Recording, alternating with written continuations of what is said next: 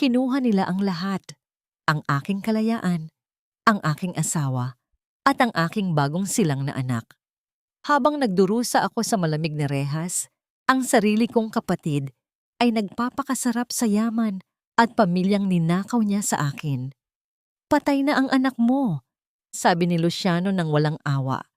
Ngunit bumalik ako mula sa impyerno. Ako si Stella ngayon. Handa na ba silang magbayad ng utang na dugo? Wala kang kwentang manugang. Pinulot ka lang namin sa basurahan, kaya matuto kang magbayad ng utang na loob habang nabubuhay ka. Matalim na bumakat ang mga salitang yon sa malamig na hangin ng malawak na silid. Sa sahig na yari sa marmol, nakaluhod si Marcela. Ang kanyang tiyan ay mabigat dahil sa 9 sanggol na dinadala niya. Manas na ang kanyang mga binti at namamanhid na ang kanyang mga tuhod. Ngunit patuloy niyang pinupunasan ng maligamgam na tuwalya ang mga paa nang naghihingalong si Don Felipe. Ang bawat paggalaw niya ay puno ng pag-iingat at pagmamahal. Isang malungkot na kabalintunaan sa malupit na tingin ng kanyang biyenan na si Doña Isabela na nakatayo lamang at nanonood sa kanyang harapan. Biglang nangisay ang matanda. Napahawak si Don Felipe sa kanyang dibdib, naghahanap ng hangin habang nanlalaki ang mga mata. Gumuho ang mundo ni Marcela sa kaba. Pilit niyang inaabot ang gamot sa ibabaw ng mesa, ngunit mabilis itong kinuha ni Doña Isabela at walang awang itinago sa loob ng kanyang bulsa. Nagsusumamo ang mga mata ni Marcela na bigyan ng lunas ang ama ng kanyang asawa, ngunit nanatiling nakatayo ang matandang babae, buong lamig na pinapanood na lamang na tuluyang mawala ng buhay ang sariling asawa. Nang tuluyang bumagsak ang kamay ni Don Felipe at nawala ng hininga, doon lamang nagsimulang mag-iskandalo si Doña Isabela. Anong pinainom mo sa kanya? Pinatay mo ang asawa ko para makuha ang mana namin. Sigaw ng ginang na umalingaw-ngaw hanggang sa labas ng mansyon. Sa kalagitnaan ng kaguluhan, dumating si Luciano. Tumingala si Marcela sa kanyang asawa, umaasang may isang tao sa mundong ito na maniniwala sa kanya. Puno ng luha ang kanyang mga mata habang nagmamakaawa. Luciano, please, maniwala ka. Wala akong ginawang masama. Alam mo yan. Ngunit tiningnan lamang siya ni Luciano ng malamig bago ito bumaling sa kanyang ina. Walang salitang lumabas sa bibig ng lalaki. Nag-iwas ito ng tingin at tuluyang tumalikod. Ang pananahimik na yon ay isang punyal na direktang tinarak sa puso ni Marcela. Mas masakit pa sa anumang akusasyon. Ang matinding gulat at sakit mula sa pagtataksil na yon ay naging dahilan upang makaramdam si Marcela ng matalim na kirot sa kanyang sinapupunan. Nabasag ang kanyang panubigan at dumaloy ito sa malamig na sahig. Wala siyang nakuhang tulong kundi mga marahas na paghila ng mga gwardiya palabas ng bahay habang hinihintay ang awtoridad. Ang sumunod na mga oras ay isang magulong panaginip para sa kanya, ang nakakapasong liwanag sa ospital at ang matinding hapdi ng panganganak ay pilit niyang tiniis sa kabila ng pagkawala ng kanyang lakas. Sa huling segundo bago siya nawalan ng malay dahil sa pagod, narinig niya ang iyak ng isang sanggol, isang musmos na iyak ng buhay na nagbigay sa kanya ng panandaliang kaligayahan. Nang magising si Marcela, pakiramdam niya ay isa na lamang siyang walang laman na balat. Pagdilat ng kanyang mga mata, bumungad sa kanya ang pamilyar na figura ng kanyang sariling kapatid. Nakahalukip-kip si Clarissa sa dulo ng kama. Walang ni isang bakas ng awa o pag-aalala sa kanyang mga mata. Inihagis ng kanyang kapatid ang isang kapirasong papel na naglalaman ng opisyal na ulat ng ospital na dumapo sa ibabaw ng kumot. Wala na ate. Patay na ang anak mo. Malamig na pahayag ni Clarissa. Tila ba sinasabi lang na may nasirang walang kwentang bagay sa loob ng bahay. Hindi makasigaw si Marcela. Ang sakit na naramdaman niya ay higit pa sa kayang ilabas ng kanyang lalamunan. Nakaramdam siya ng pait ng dugo mula sa kanyang nakagat na labi. Habang pilit na pinipigilan ang paghikbi, ibinabaon niya ang kanyang mga kuko sa puting kumot ng ospital hanggang sa mamuti ang kanyang mga buko Sinusubukang gumising mula sa isang bangungot na alam niyang totoong nangyayari. Dahan-dahang gumapang ang kanyang nanginginig na kamay pababa sa kanyang tiyan. Wala na ang umbok, wala na ang init na iningatan at minahal niya ng 9 na buwan. Hinaplos niya ang kawalan at kasabay nito ay ang tuluyang pagkawasak ng kanyang kaluluwa sa pira-pirasong piraso. Sa isang sulok ng silid, may isang babaeng pilit na iniiwasan ang kanyang mga mata. Si Nurse Amparo ay nagmamadaling kumuha ng isang maliit na kumot ng sanggol na may bahid ng dugo at pilit itong isiniksik sa pinakaloob ng kabinet. Nanginginig ang mga kamay ng nurse, malinaw na nagtatago ng isang maitim na lihim na hindi kayang isambit ng kanyang mga labi. Mula sa labas ng bintana, gumuhit ang asul at pulang ilaw na nagmumula sa mga sasakyan ng awtoridad. Kasabay nito ay ang paparating na ingay ng mga sasakyan na pumuputol sa katahimikan ng gabi. Nagbabadya ng tuluyang pagkawala ng kanyang kalayaan. Pumasok ang 2 pulis na may dalang malamig na rehas na bakal. Walang awang ikinabit ang mga ito sa maliliit at nanginginig na pulso ni Marcela. Ang lamig ng bakal ay mas mabigat pa sa anumang pasanin na dinadala niya. Tumingala siya sa kisame habang tinatanggap ang kanyang kapalaran, ang kanyang mga luha ay tahimik na umaagos at nag-iiwan ng isang katanungang susugat sa kalangitan. Panginoon, bakit mo ako tinalikuran? Ang lamig ng posas na nakakabit sa kanyang mga pulso ay unti-unting napalitan ng magaspang at kalawangin na rehas ng piitan. Para kay Marcela, ang lugar na ito ay hindi lamang isang kulungan, kundi isang malawak na libingan para sa mga taong humihinga pa ngunit pinagkaitan na ng pag-asa. Lumipas ang mga unang araw na tila isa siyang anino, naglalakad ng walang direksyon at nakatitig sa kawalan. Hindi niya alintana ang magagaspang na siko ng ibang mga bilanggo na sinadyang itulak siya sa pasilyo o ang matatalim nilang tingin na tila humuhusga sa kanyang pagkatao. Ang tanging nararamdaman ng kanyang katawan ay ang mabigat na kawalan sa kanyang sinapupunan at ang hapdi ng sugat na iniwan ng kanyang sariling pamilya. Sa kalagitnaan ng matinding pangungulila, isang magaspang ngunit mainit na kamay ang humigit sa kanya mula sa mga mapang-aping kasamahan. Si Nanay Coring, isang matandang babaeng pumuputi na ang buhok dahil sa haba ng panahon na ginugol sa loob ang naging kanlungan niya. Inakay siya ng matanda patungo sa isang sulok, walang tinanong, walang hinusgahan. Tanging isang mahigpit na yakap lamang ang ipinagkaloob nito na unti-unting nagpabawas sa panginginig ng mga balikat ni Marcela. Isang hapon, habang nagkakatipon ang mga bilanggo sa bulwagan, dumapo ang paningin ni Marcela sa maliit at kumukurap na telebisyon na nakasabit sa itaas ng pader. Isang programa tungkol sa mga tanyag na pamilya sa lipunan ang ipinapalabas. Tumigil ang pag-ikot ng kanyang mundo nang bumungad sa iskrin ang pamilyar na mukha ni Clarissa. Nakasuot ang kanyang kapatid ng isang marangyang puting bestida, nakangiti ng buong ningning habang hawak-hawak ang isang malusog na sanggol. Sa tabi nito ay si Luciano, nakapulupot ang braso sa baywang ni Clarissa. Ipinagmamalaki ang kanilang bagong pamilya bilang mga tagapagmana ng imperyo ng Montenegro. Lumapit si Marcela sa telebisyon. Ang kanyang mga mata ay nanlalaki at ang kanyang paghinga ay nagiging kapos. Tinitigan niya ang musmos na mukha ng bata at sa isang iglap, naramdaman ng kanyang buong pagkatao ang isang katotohanang ibinubulong ng kanyang sariling dugo. Ang sanggol na idineklarang patay sa loob ng malamig na ospital ay siya mismong hawak ngayon ng babaeng umagaw sa lahat ng sa kanya. Hindi namatay ang kanyang anak. Ninakaw ito kasama ng kanyang asawa, ng kanyang dignidad at ng kanyang buong buhay. Bumagsak ang mga tuhod ni Marcela sa sementadong sahig. Pilit niyang ibinuka ang kanyang bibig, ngunit walang lumabas na boses. Ang matinding galit at kawalan ng katarungan ay bumara sa kanyang lalamunan. Sinasakal siya mula sa loob. Niyakap niya ang kanyang sarili. Pilit pinipigilan ang pagdurog ng kanyang puso na tila ginigiling ng pino. Agad siyang dinaluhan ni Nanay Coring.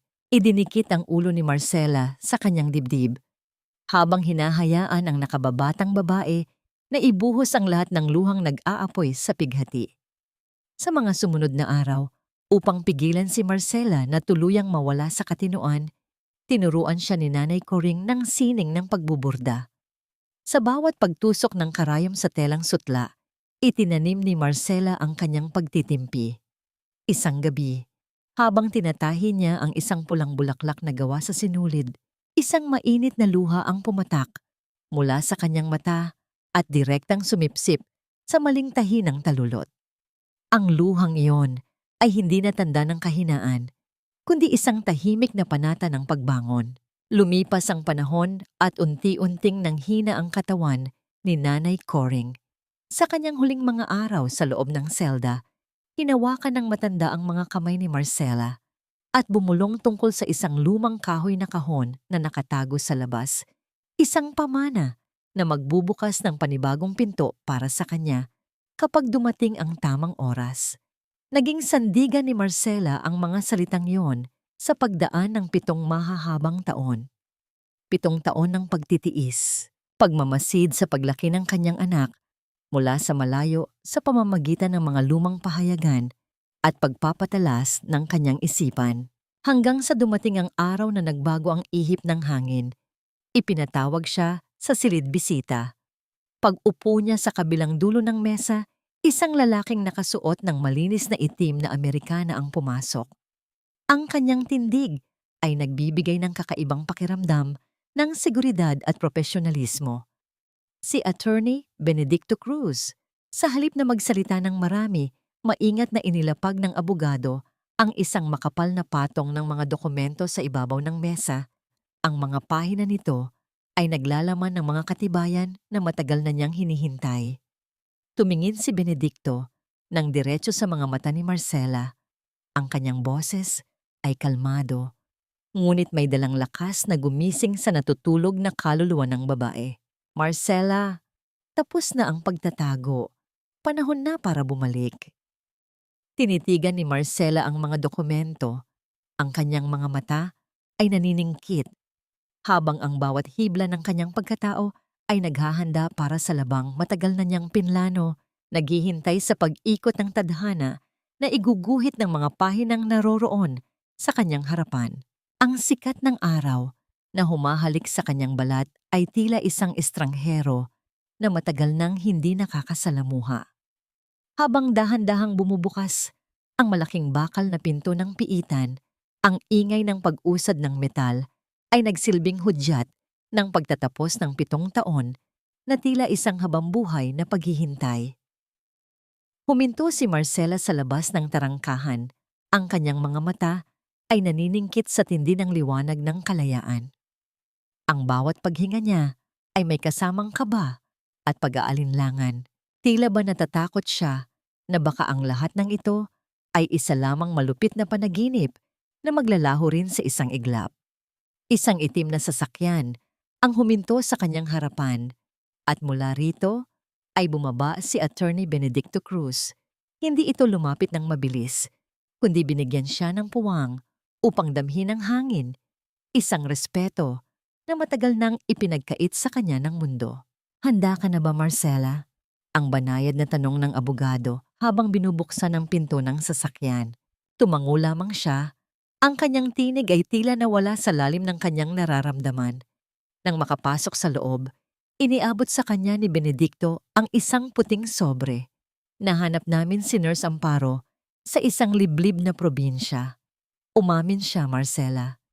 Inamin niya na binayaran siya ni Clarissa upang palabasin na patay ang anak mo at ilipat ito sa pangangalaga ng mga Montenegro. Ngunit ang kanyang testimonya ay hindi pa sapat upang maipakulong ang iyong biyenan sa ngayon.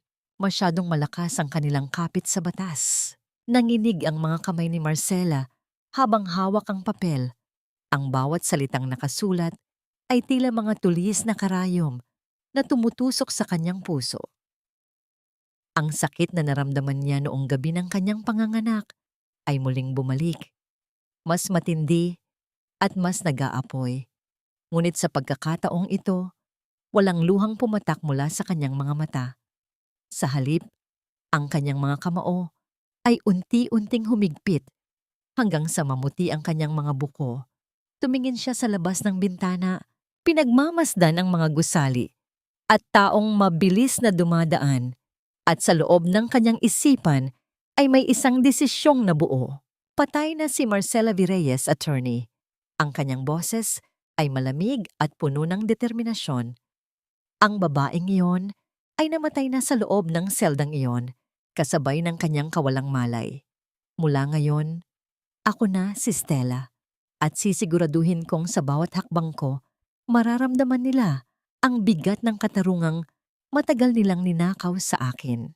Dinala siya ni Benedicto sa isang lumang gusali sa gitna ng Maynila, ang siomai na ipinamana sa kanya ni Nanay Coring. Pagpasok niya, ang amoy ng lumang tela at alikabok na sumasayaw sa ilalim ng sinag ng araw ay tila isang mainit na yakap mula sa namayapang matanda. Hinaplos ni Stella ang isang lumang makina. Ang gaspang ng metal sa ilalim ng kanyang mga daliri ay nagpaalala sa kanya ng mga gabing itinuon niya ang lahat ng kanyang pighati sa bawat tahi ng karayom. Doon, lumapit si Benedicto sa kanya. Dala ang isang marangyang itim na Amerikana na yari sa pinakamahal na sutla. Nang maramdaman ni Stella ang lamig ng hangin sa kanyang balat, banayad na ipinatong ng abogado ang Amerikana sa kanyang mga balikat. Ang init ng mga kamay ni Benedicto na sandaling dumampi sa kanyang braso ay nagbigay sa kanya ng isang kakaibang uri ng kapanatagan. Isang kilabot na hindi dahil sa takot, kundi dahil sa pag-asang may isa pang taong handang tumayo sa tabi niya. Nagtama ang kanilang mga mata sa salamin, at sa katahimikang yon, naramdaman ni Stella na hindi siya nag-iisa sa labang ito. Samantala, sa loob ng marangyang mansyon ng mga Montenegro, ang katahimikan ay bumasag dahil sa tunog ng isang mamahaling plorera na humalik sa sahig at nagkapira-piraso. Namumula ang mukha ni Clarissa sa galit habang binabasa ang ulat ng kanilang kumpanya. Paano nangyaring tumanggi ang mga investor? Sinasabi ko sa iyo, Luciano, kapag hindi natin nakuha ang partnership sa sikat na designer na si Stella, babagsak ang Montenegro Textiles. Wala na tayong pera. At malapit na tayong kuhanin ng mga bangko. Napahawak si Luciano sa kanyang sentido. Ang kanyang muka ay bakas ng matinding pagod at pangamba. Ginagawa ko ang lahat, Clarissa, pero masyadong misteryosa ang Stella na yan. Walang nakakaalam kung sino siya o kung saan siya nanggaling. Ang alam ko lang, siya na lang ang tanging paraan para maisalba natin ang pangalan ng pamilya. Hindi nila alam, ang babaeng kanilang kinatatakutan at kailangan ay ang mismong kaluluwang kanilang tinapakan at itinapon sa dilim. Habang pinagmamasdan ni Stella ang dapit hapon mula sa kanyang bagong opisina, isang mapait na ngiti ang gumuhit sa kanyang mga labi. Ang mga anino ng gabi ay unti-unting lumalalim. Tila ba naghahanda para sa isang bagyong darating na walang sinumang makakapigil. Isang katanungan ang bumabagabag sa kanyang isipan habang hinahaplos ang isang maliit na sapatos ng sanggol na itinago niya sa loob ng 7 taon. Malalampasan ko ba ang galit na ito upang muling mayakap ang aking anak? O tuluyan na akong lalamunin ng dilim na ako mismo ang gumawa? Sa loob ng malawak at malamig na sasalubungin ng tanggapan ni Stella, bakas sa mga mukha ni na Doña Isabela at Clarissa ang hindi mapakaling antay.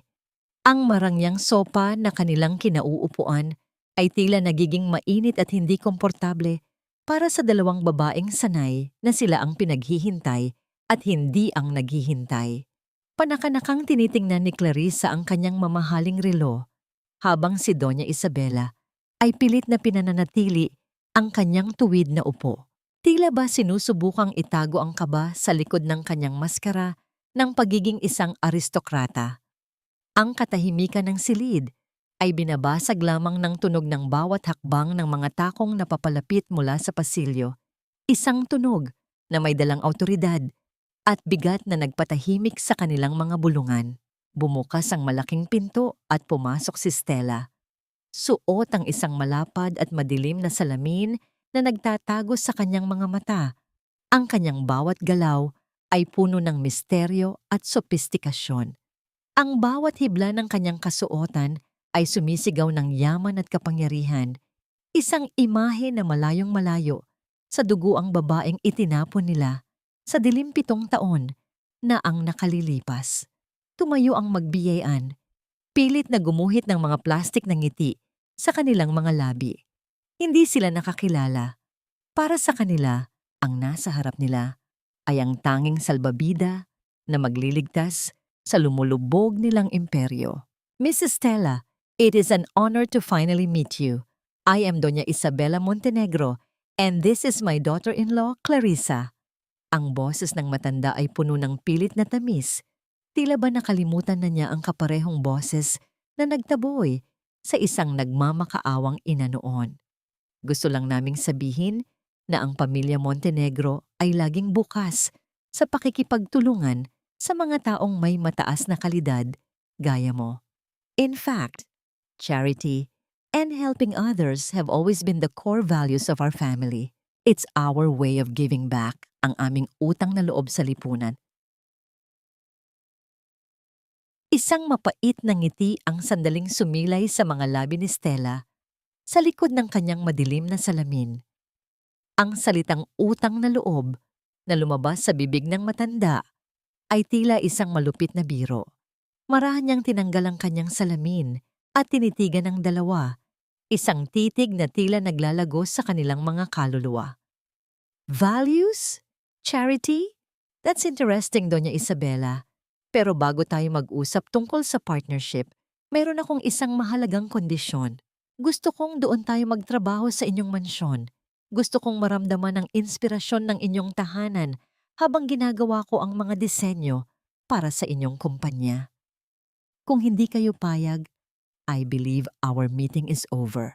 Nagkatinginan sina Clarissa at Isabela. Bagamat tila kakatwa ang hiling, wala silang nagawa kundi ang tumango. Of course, Miss Stella. It would be our pleasure to have you in our home. Mabilis na sagot ni Clarissa. Ang kanyang boses ay may halong desperasyon na mapirmahan na ang kontrata.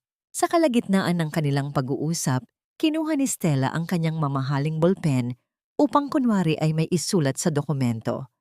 Ngunit sa isang sadyang pagkakataon, hinayaan niyang madulas ang ballpen mula sa kanyang mga daliri. Ang tunog ng pagbagsak ng metal sa sahig ay tila isang hudyat. Tumigil ang mundo sa sandaling iyon. Tiningnan ni Stella ang ballpen. Pagkatapos ay tumingin siya nang diretso sa mga mata ni Clarissa. Ang katahimikan ay naging mabigat, puno ng tensyon na tila ba may hinihintay na mangyari. Huminga ng malalim si Clarissa.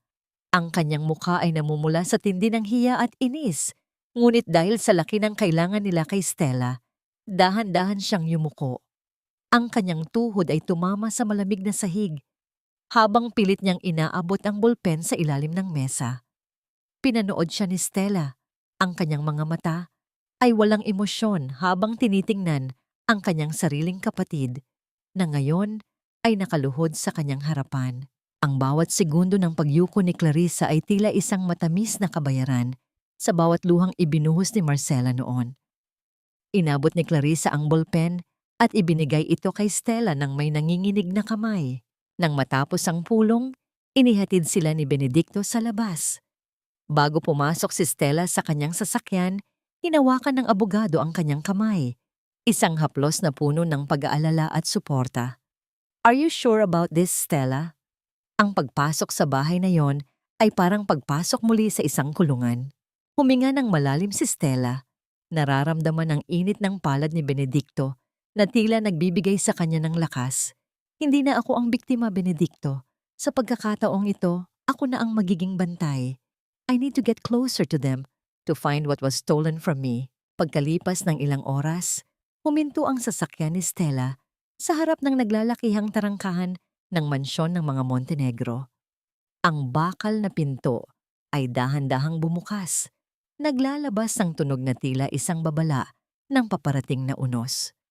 Habang naglalakad siya patungo sa pintuan, biglang bumukas ang main entrance at isang maliit na figura ang mabilis na tumatakbo palabas. Isang kaube na may mapupungay na mga mata at gulugulong buhok ang hindi inaasahang bumangga sa kanya. Nawalan ng balanse si Stella at muntik nang matumba. Ngunit agad niyang naramdaman ang maliliit na bisig na pilit siyang inaalalayan. Sa sandaling nagtama ang kanilang mga mata, ang mundo ni Stella ay tila huminto sa pag-ikot. Ang kaba sa kanyang dibdib ay napalitan ng isang matinding pangungulila na tila ba ang bawat hibla ng kanyang puso ay muling nagkakabit-kabit. Ang batang ito, ang batang may kaparehong hugis ng mga mata ng kanyang ina, ay nakatingin sa kanya ng may halong kuryosidad at takot. Ang bawat pintig ng puso ni Stella ay tila sumisigaw ng isang pangalang 7 taon na niyang pilit na kinakalimutan, habang ang bata ay nananatiling nakahawak sa kanyang kamay. Hindi namamalayan ng bagyong kasisimula pa lamang sa loob ng kaluluwa ng babaeng nasa kanyang harapan. Huwag kang haharang-harang sa daan. Bata ka. Wala ka nangang kwenta. Perwisyo ka pa. Ang matalim na boses ni Clarissa ay tila isang latigo na humiwas sa katahimikan ng malawak na hardin. Sa harap ni Stella, ang batang lalaki ay nanginginig. Ang kanyang maliliit na balikat ay nakayuko bilang pananggalang sa susunod na hagupit ng salita. Ngunit bago pa man makalapit ang kanyang kapatid, ang bata ay dahan-dahang tumingala kay Stella.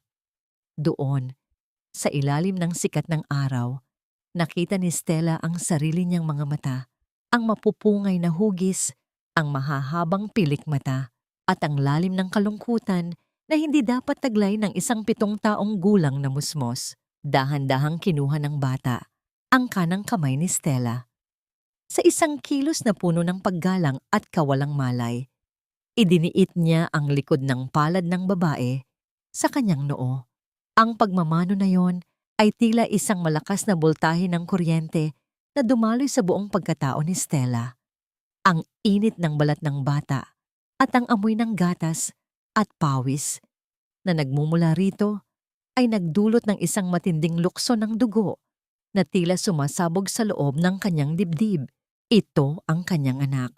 Ang sanggol na 7 taon niyang ipinagluksa, ang buhay na pilit na binura sa kanyang alaala, ay narito ngayon at humahalik sa kanyang kamay. I'm sorry po, Tita Stella, hindi ko po sinasadya. Ang mahiyaing bulong ng bata, ang kanyang boses ay tila isang marupok na huni ng ibon na humihingi ng kalinga. Hindi nakapagsalita si Stella. Ang kanyang lalamunan ay tila tinubuan ng mga tinik. Hinahadlangan ang bawat hininga na nais lumabas. Nais niyang lumuhod, yakapin ang bata ng buong higpit, at hilingin ang tawad sa lahat ng taon na wala siya sa tabi nito. Ngunit ramdam niya ang mapanuring tingin ni Doña Isabela mula sa balkonahe at ang nag-aapoy na inggit sa mga mata ni Clarissa. Pilit niyang pinatigas ang kanyang sarili, kahit na ang kanyang mga tuhod ay tila malapit ng bumigay sa tindi ng pangungulila. Mabilis na lumapit si Clarissa at marahas na hinila ang braso ng bata palayo kay Stella. Gio, go to your room. How many times do I have to tell mo na huwag kang tatakbo-takbo kapag may bisita ya? You're so hard-headed. Ang bawat marahas na paghila ni Clarissa ay tila pagpunit sa laman ni Stella. Nakita niya ang pamumula ng maliit na braso ni Gio at ang pagpipigil ng bata sa kanyang mga luha. Ang galit na matagal nang itinago ni Stella ay unti-unting nag-uumapaw, tila isang kumukulong putik na handang sumabog. Tumingin siya ng diretso kay Clarissa.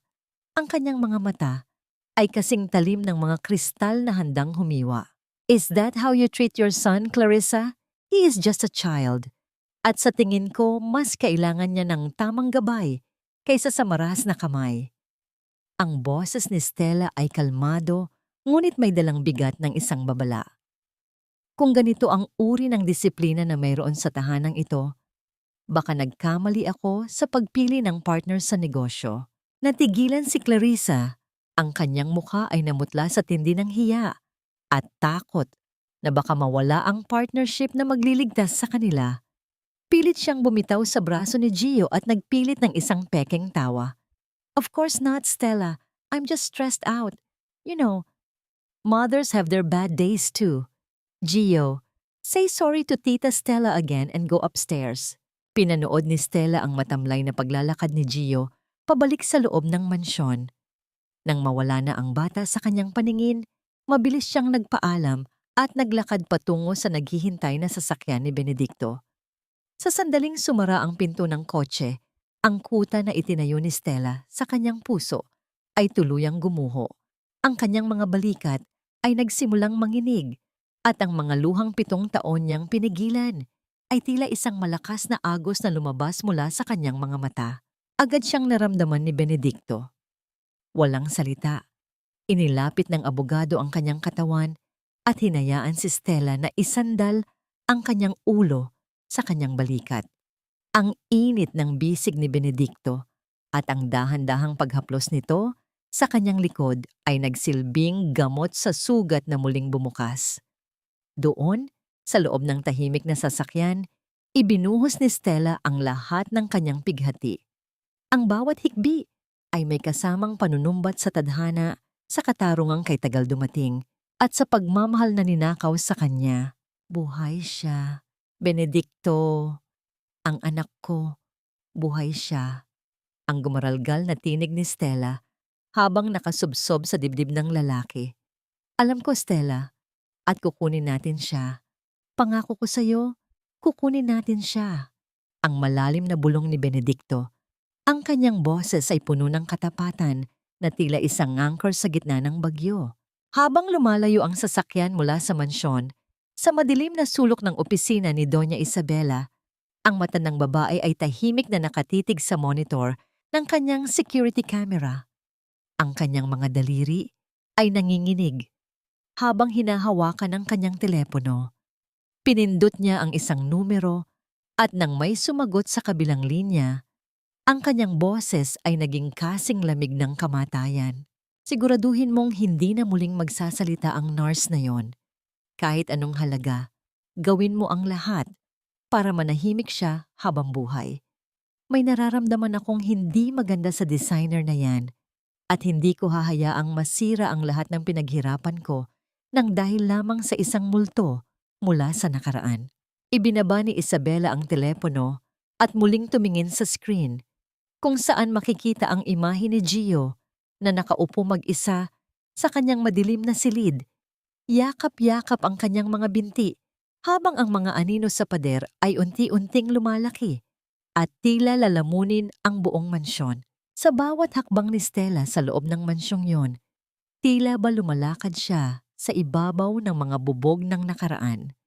Ang bawat sulok ng bahay ay nagpapaalala sa kanya ng mga gabing siya ang tagalinis, ang tagapagsilbi at ang biktima. Ngunit ngayon, ang hangin ay nagbago na. Siya na ang nagdidikta ng bawat galaw at ang kanyang unang biktima ay walang iba kundi ang sarili niyang kapatid. Clarissa, I need these 300 silk samples to be organized by color gradient and texture.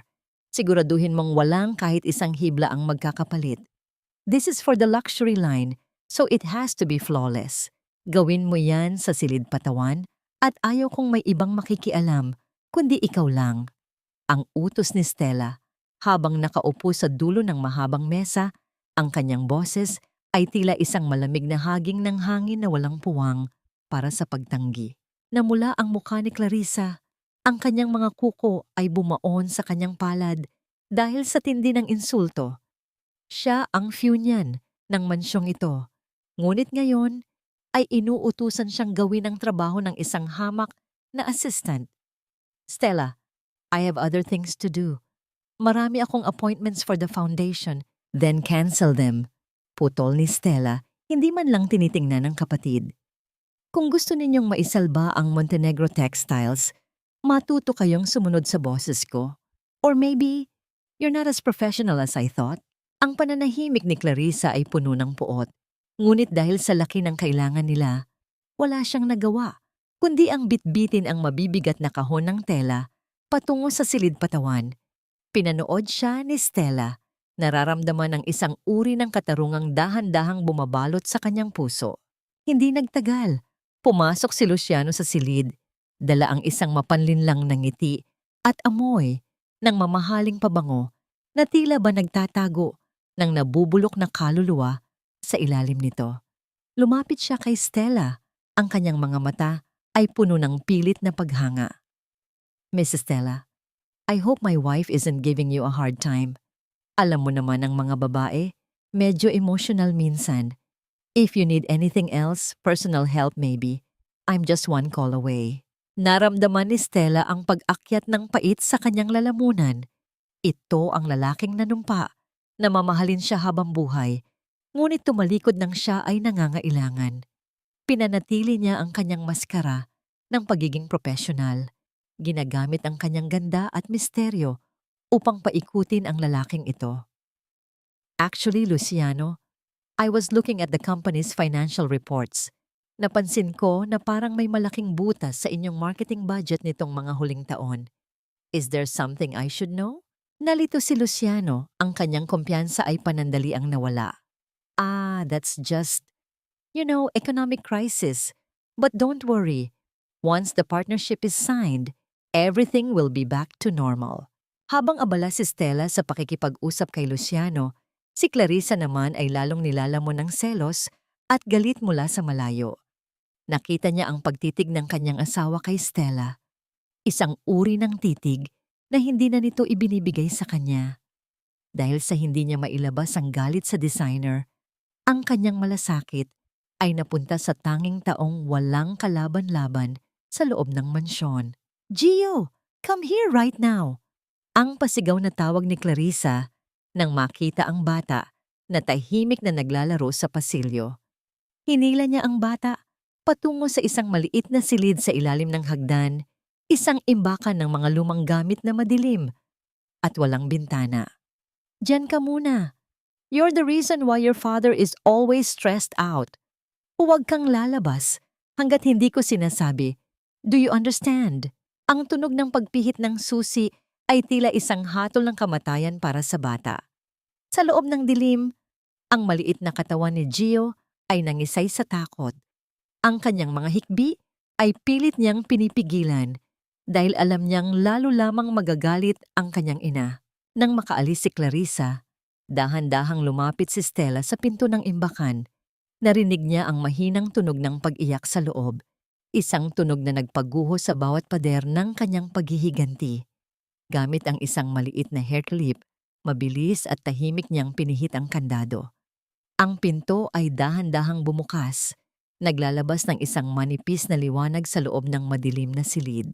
Nakita niya si Gio na nakasubsob ang mukha sa kanyang mga tuhod. Hindi nagpakita si Stella, ayaw niyang malaman ng bata na siya ang nagligtas dito dahil baka manganib ito kay Clarissa. Sa halip, maingat niyang inilapag ang isang maliit na keongot sa tabi ng kamay ng bata, isang paboritong keo na laging ibinibigay sa kanya ni Nanay Coring noon sa loob ng piitan. Pinanood niya mula sa anino ang dahan-dahang pag-angat ng mukha ni Gio, ang pagkagulat sa mga mata nito nang makita ang keo at ang maliit na ngiti na sumilay sa mga labi ng bata sa kabila ng takot. Paglabas ni Stella sa mansyon, sinalubong siya ni Benedicto sa loob ng kanilang tagong sasakyan. Iniabot ng abogado ang isang exaptilio na may tatak ng bangko. I found it, Stella. Clarissa has a secret offshore account. Sa loob ng 5 taon, regular siyang naglilipat ng pera mula sa Montenegro Textiles patungo sa account na ito. At ang pinaka-interesante, ang perang iyon ay ginagamit niya para tustusan ang isang maliit na ospital sa probinsya kung saan nagtatago si Nurse Amparo noon. Hinawakan ni Stella ang mga papel. Ang bawat pahina ay tila isang piraso ng puzzle na unti-unting nabubuo. So, she wasn't just stealing money for herself. She was buying silence. Clarissa is more desperate than I thought. Huminga ng malalim si Stella. Ang kanyang mga mata ay nakatitig sa naglalakihang ilaw ng mansyon na unti-unting lumalayo. Tomorrow is the family tea party. Clarissa is planning to show off her role as the perfect mother and wife. But she doesn't know that I already have the ingredients for her downfall. Habang naghahanda ang pamilya, Montenegro para sa kanilang pagtitipon, sa loob ng kusina, masayang naghahanda si Clarissa ng isang espesyal na bangot para kay Gio. Isang palabas ng pagmamahal sa harap ng mga bisita. Hindi niya namamalayan na ang bawat galaw niya ay binabantayan ni Stella mula sa malayo. Ang kanyang mga mata ay naniningkit habang tinitingnan ang isang partikular na sangkap sa ibabaw ng mesa na alam niyang magiging mitya ng isang malaking trahedya. Isang katanungan ang naiiwan sa hangin habang ang gabi ay lumalalim. Hanggang saan kayang itaya ng isang ina ang lahat para lamang sa hustisya kahit ang mismong buhay ng kanyang anak ay malagay sa panganib? Ang hapon sa mansyon ng mga Montenegro ay nababalot ng isang mapanlinlang na katahimikan, ang mabangong samyo ng tsa at ang malamyos na musika na nanggagaling sa mga mamahaling speaker ay nagsisilbing balabal sa mga lihim na tila mga aninong nagmamasid sa bawat sulok. Sa gitna ng malawak na hardin, nakaupo si Stella, suot ang kanyang maskara ng pagiging malamig at propesyonal, habang pinapanood ang pamilyang Montenegro na pilit ipinapakita ang kanilang huwad na kumpiyansa. Si Clarissa, na nakasuot ng isang mamahaling bestida, ay abalang-abala sa pag-aasikaso sa mga bisita. Sa kanyang mga bisig ay ang isang platerong naglalaman ng bagong gawang bangot, isang chocolate cake na nagniningning sa ilalim ng sikat ng araw. Ito ang kanyang paraan upang patunayan sa lahat, lalo na kay Doña Isabela, na siya ang perpektong ina at asawa. "Gio, sweetheart, come here. Mommy made this especially for you." Ang malambing na tawag ni Clarissa. Ang kanyang boses ay tila pulot na may nakatagong lason. Tumayo ang balahibo sa braso ni Stella nang makita ang mga durog na mani na nakabudbod sa ibabaw ng cake. Ang bawat tibok ng kanyang puso ay naging kasing bilis ng mga yabag ng kabayo. Alam niya ang katotohanang matagal nang itinago sa mga medical na record ng pamilya Montenegro. Alam niya dahil ang dugong nananalaytay sa mga ugat ni Gio ay galing sa kanya. Si Marcela ay may matinding allergy sa mani, isang kondisyon na maaari niyang ikamatay sa loob lamang ng ilang minuto. At bilang tunay na ina, alam niyang minana ito ng kanyang anak. Bago pa man makapagsalita si Stella, isang malaking kagat na ang kinuha ni Gio mula sa cake. Ang nangiti sa mga labi ng bata ay biglang napawi. Ang bawat segundo ay tila tumigil sa pag-ikot. Ang mukha ni Gio ay nagsimulang mamula. Ang kanyang maliliit na kamay ay kumapit sa kanyang leeg habang pilit siyang humahabol ng bawat hininga.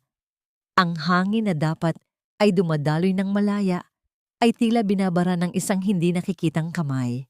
"Gio, what's wrong? Are you okay?" Ang natatarantang tanong ni Clarissa. Ngunit sa halip na tumulong, ang kanyang kapatid ay nagsimulang manginig sa takot. Tanging ang malakas na paghinga at ang pagbagsak ng platero sa sahig ang narinig. Ang chocolate cake ay nagkalat sa damuhan, isang simbolo ng pagkawasak ng perpektong imahe ni Clarissa.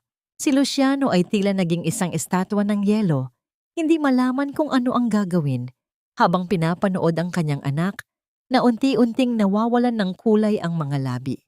Ngunit si Stella ay hindi nag-atubili. Ang bawat hibla ng kanyang pagiging Stella ay naglaho, pinalitan ng nag-aapoy na instinct ng isang ina. "Move! Get out of the way!" Ang sigaw ni Stella na yumanig sa buong hardin. Mabilis siyang lumuhod sa tabi ni Gio. Gamit ang kanyang mga daliri, siniguro niyang walang nakabara sa lalamunan ng bata.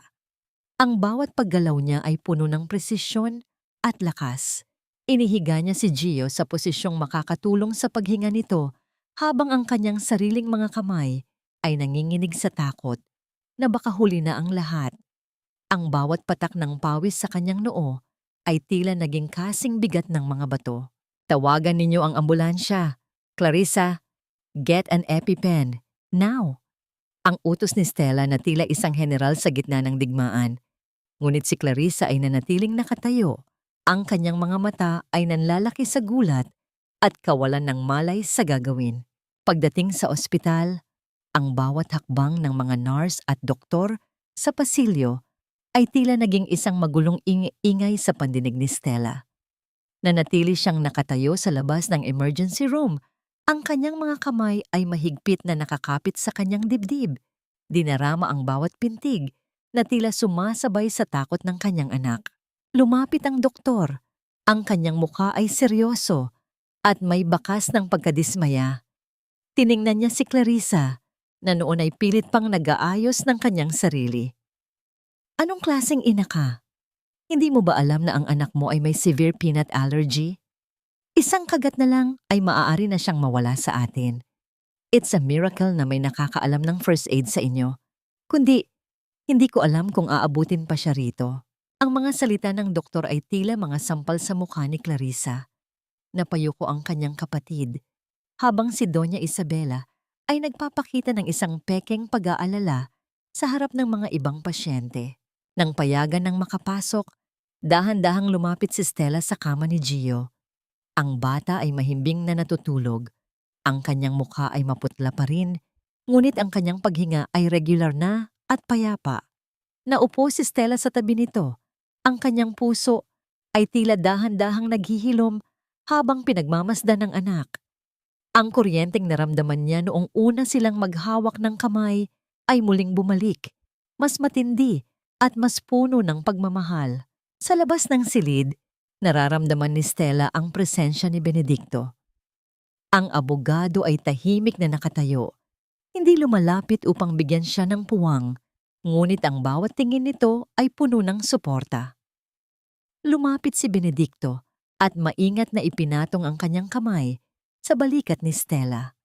Walang salitang lumabas, tanging ang init ng kanyang palad ang nagsilbing sandigan ni Stella sa gitna ng kanyang pagod. He's a fighter, Stella, just like his mother. Ang mahinang bulong ni Benedicto, ang kanyang boses ay tila isang banayad na haplos sa nagdurusa nitong kaluluwa. Ngunit sa gitna ng katahimikan, naramdaman ni Stella ang isang mapanuring tingin mula sa pintuan. Si Doña Isabela ay nakatayo roon. Ang kanyang mga mata ay naniningkit habang pinagmamasdan ang bawat galaw ni Stella sa tabi ni Gio. May isang uri ng pagdududa na unti-unting nabubuo sa isipan ng matandang babae. Isang katanungan na hindi niya kayang ipaliwanag, ngunit nararamdaman ng kanyang masamang loob. Bakit alam ng designer na ito ang allergy ni Gio? Bakit ang mga mata nito ay puno ng isang uri ng pait at pagmamahal na tanging isang ina lamang ang maaring magkaroon? Dahan-dahang imulat ni Gio ang kanyang mga mata. Sa gitna ng kanyang kalituhan, ang kanyang maliit na kamay ay gumapang patungo sa kamay ni Stella. Sa loob ng malalamig na dingding ng ospital, hinawakan ng bata ang hintuturo ni Stella at mahigpit itong pinisil, tila ba natatakot na baka mawala muli ang anghel na nagligtas sa kanya sa gitna ng dilim. Ang katanungan sa mga mata ni Doña Isabela ay tila naging isang aninong lalong lumalaki habang ang bawat segundo ay naglalapit kay Stella sa isang katotohanang maaari ring maging mitya ng kanyang tuluyang pagkawasak.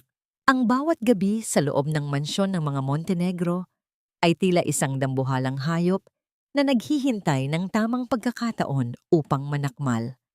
Ang katahimikan sa mga pasilyo ay hindi nagbibigay ng kapayapaan, kundi isang uri ng tensyon na tila ba ang mismong mga pader ay may mga matang nagmamasid. Sa loob ng kanyang pansamantalang opisina sa mansyon, dama ni Stella ang panganib na unti-unting lumalapit. Alam niyang ang bawat galaw niya ay tinitimbang at ang kanyang lihim ay tila isang mitya na anumang oras ay maaaring magliyab. Hindi nagkakamali ang kanyang pakiramdam. Habang siya ay nasa kusina upang kumuha ng tubig, dahan-dahang pinihit ni Luciano ang trangka ng pinto ng kanyang silid. Ang mahinang tunog ng pag-ikot ng bakal ay tila isang babala sa gabi. Pumasok ang lalaki nang may pag-aalinlangan. Ang kanyang mga mata ay hinalughog ang bawat sulok ng silid ni Stella. May kung anong puwersa sa loob ni Luciano ang nagtutulak sa kanya na hanapin ang isang katotohanang hindi pa siya handang harapin. Binuksan niya ang mga drawer ng mesa, pilit na naghahanap ng anumang koneksyon sa pagitan ng misteryosong designer na ito at ng babaeng kanyang itinakwil 7 taon na ang nakalilipas. Ngunit bago pa man may mahanap na anuman ng lalaki, nakita niya ang isang makapal na folder sa ibabaw ng mesa. Ito ang pain na inihanda ni Stella at Benedicto.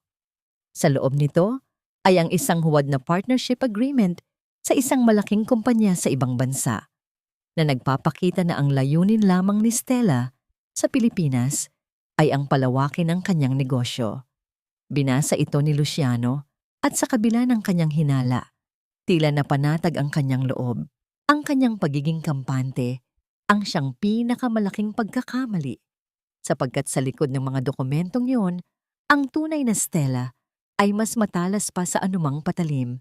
Samantala, sa silid patawan, ang puot ni Clarissa ay tila isang lason na dahan-dahang kumakalat sa kanyang mga ugat. Hindi niya matanggap na ang atensyon ng lahat, pati na ng kanyang asawa, ay nakatuon kay Stella. Sa kadiliman ng gabi, Lenlut siyang pumasok sa workroom ni Stella.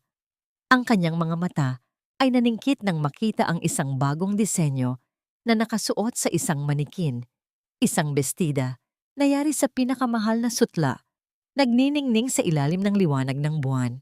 Ito ang masterpieces na inaasahan ng lahat sa darating na gala. Sa kanyang desperasyon na makuha ang tiwala ni Doña Isabela, kinuha ni Clarissa ang mga sketch at ang pattern ng disenyo. Ngunit ang hindi niya alam, sadyang iniwan ni Stella ang isang disenyong may malaking pagkakamali sa sukat at tahi. Isang loy na tanging isang bihasang mata lamang ang makakapuna, ngunit magiging isang malaking kahihiyan kapag naisuot na sa harap ng maraming tao. Mula sa madilim na sulok ng pasilyo, pinanood ni Stella ang pag-alis ng kanyang kapatid dala ang ninakaw na disenyo. Walang emosyon ang kanyang mukha, tanging ang lamig ng katarungan ang nananalaytay sa kanyang mga mata. Nang bumalik si Stella sa kanyang silid, naroon na si Benedicto, naghihintay sa anino. Baka sa mukha ng babae ang matinding pagod at ang bigat ng pagpapanggap. Habang inaayos niya ang kanyang mga gamit, aksidenteng nasagi ng kanyang kamay ang isang matalas na dulo ng zipper na nag-iwan ng isang maliit na gasgas sa kanyang palad. Isang munting patak ng dugo ang lumabas, tila isang paalala ng bawat sugat na tinamo niya sa bahay na ito. Agad na lumapit si Benedicto. Walang salitang lumabas sa kanyang bibig, ngunit ang kanyang mga mata ay puno ng isang uri ng pag-aalala na nagpatingkad sa tahimik na silid. Kinuha niya ang kamay ni Stella. Ang kanyang mga daliri ay banayad na humawak sa nanginginig na palad ng babae. Kinuha ng abogado ang isang malinis na tela at maingat na nilinis ang sugat. Pagkatapos, dahan-dahan niyang ibinalot ang isang benda sa palad ni Stella. Ang bawat paggalaw ni Benedicto ay tila isang panalangin, puno ng respeto at isang uri ng pagmamahal na hindi nangangailangan ng ingay. Sobra na ang ibinibigay mong hirap sa sarili mo. Ang mahinang bulong ni Benedicto. Ang kanyang boses ay tila isang banayad na musika sa gitna ng gulo. Huwag mong kakalimutan na hindi mo kailangang dalhin ang lahat ng ito ng mag-isa. I am here. Stella, laging nandito. Napatitig si Stella kay Benedicto. Sa sandaling iyon, ang lahat ng galit at puot sa kanyang puso ay panandali ang napawi. Napalitan ng isang init na tila bumabalot sa kanyang pagkatao. Nadama niya ang malalim na koneksyon sa pagitan nilang dalawa, isang pag-unawa na higit pa sa mga salita. Ipinatong ni Stella ang kanyang kabilang kamay sa ibabaw ng kamay ni Benedicto. Dinarama ang lakas na nagmumula rito. Ang katahimikan ay naging isang banal na sandali ng paghilom, isang golden moment na tila huminto ang oras para lamang sa kanila. Salamat, Benedicto. Ikaw lang ang tanging nagparamdam sa akin na tao pa rin ako sa kabila ng lahat ng ginawa nila. Ang gumaralgal na tugon ni Stella. Huminga ng malalim si Benedicto. Ang kanyang puso ay tila sumasabog sa tindi ng emosyon. Sa gitna ng kanyang pagnanais na protektahan ang babaeng mahal niya, pansamantala niyang nakalimutan ang panganib na nakapaligid sa kanila. Huwag kang mag-alala. Malapit na tayong matapos dito, Marcela. Kaunti na lang. Ngunit sa labas ng pinto, isang figura ang nakatayo sa kadiliman. Si Clarissa, na balak sanang bumalik upang asarin si Stella tungkol sa trabaho, ay napatigil. Ang kanyang mga mata ay nanlaki at ang kanyang paghinga ay tila tumigil sa kanyang narinig. Ang pangalang binanggit ng abogado ay tila isang sumpa na nanggaling sa hukay. Marcela, ang mahinang usal ni Clarissa sa kanyang isipan, habang ang bawat hibla ng kanyang buhok ay tumatayo sa takot at gulat. Ang katanungang bumabalot sa kanyang buong pagkatao ay tila naging isang dambuhalang anino na handang lumamon sa buong pamilya Montenegro. Paano naging ang designer na kailangan nila ay ang mismong babaeng kanilang pinatay 7 taon na ang nakalilipas? Ang takot ay tila isang malamig na kamay na humahaplos sa gulugod ni Clarissa habang mabilis siyang naglalakad palayo sa silid ni Stella. Ang bawat tibok ng kanyang puso ay tila isang malakas na tambol na nangingibabaw sa katahimikan ng pasilyo. Ang pangalang Marcela na narinig niya mula sa bibig ng abogado ay tila isang sumpa na nanggaling sa kailaliman ng lupa. Isang katotohanang pilit nilang ibinaon 7 taon na ang nakalilipas, ngunit ngayon ay muling bumabangon upang sila ay singilin. Mabilis siyang pumasok sa silid ni Doña Isabela. Ang kanyang paghinga ay kapos at ang kanyang mga mata ay nanlilisik sa tindi ng kaba. Mama, kailangan nating kumilos. Narinig ko ang abogado ni Stella. Tinawag niya itong Marcela. I knew it. I knew there was something wrong with her. Ang hysterical na bungad ni Clarissa, ang kanyang mga kamay ay nanginginig habang nakahawak sa braso ng kanyang biyenan. Tumingin lamang si Doña Isabela sa kanya sa pamamagitan ng salamin, habang marahan at banayad na sinusuklay ang kanyang mapuputing buhok. Walang bakas ng gulat sa kanyang mukha. Tanging isang malamig na pagkadismaya sa inasal ng kanyang minugang. Clarissa, stop being so paranoid. Masyado ka lang napapagod sa trabaho, kaya kung ano-ano na ang naririnig mo. Marcela is long gone. Namatay na siya sa loob ng kulungan, kasama ng kanyang dangal. Itong designer na si Stella ay kailangan natin para maisalba ang kumpanya. Kaya huwag mong sirain ang lahat dahil lang sa mga ilusyon mo. But Mama, the similarity is just too much.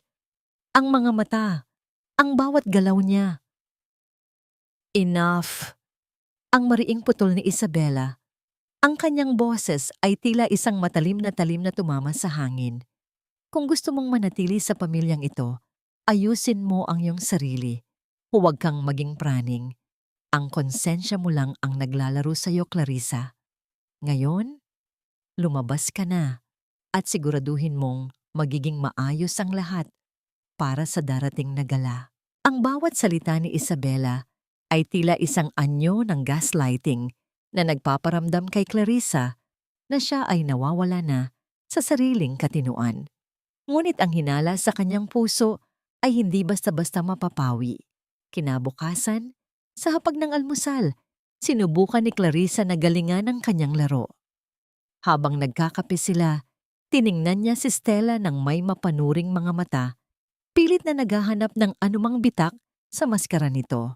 Stella, do you like sinigang na may bayabas? It's a traditional Filipino dish. My sister used to make it for me when we were younger. Ang panimula ni Clarissa, ang kanyang boses ay puno ng pilit na tamis habang binabantayan ang bawat reaksyon ni Stella. Favorite rin iyon ni Luciano. I just thought, maybe you have a similar taste. Naramdaman ni Stella ang isang matalim na kirot sa kanyang alaala. Ang mga gabing nagluluto siya para sa kapatid na ang tanging alam ay humingi at kumuha.